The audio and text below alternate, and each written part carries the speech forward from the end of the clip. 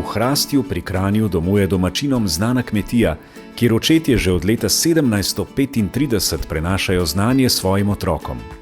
Robert Kadivec danes z družino uspešno vodi kmetijo, kjer njihovi pridelki rastejo z njimi, saj sledijo načelu, da je zelenjava živo bitje, ki potrebuje veliko pozornosti in ustrezne nege.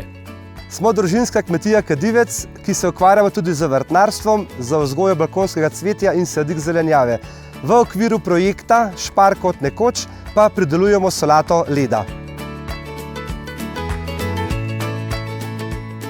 Solata leda je zelo dobro primerna za pridelavo v tem prialpskem podnebju, zato ker zelo dobro prenaša temperaturne šoke.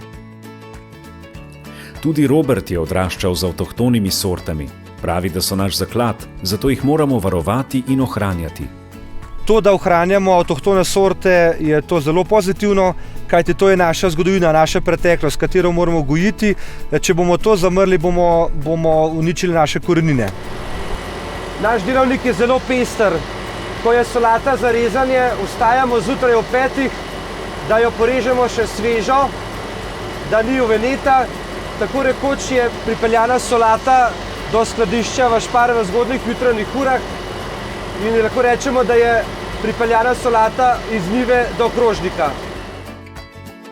Projekt Kot nekoč predstavlja družini Kadivec preživetje in priložnost, da energijo usmerijo v svoje prihodnje načrte in razvoj.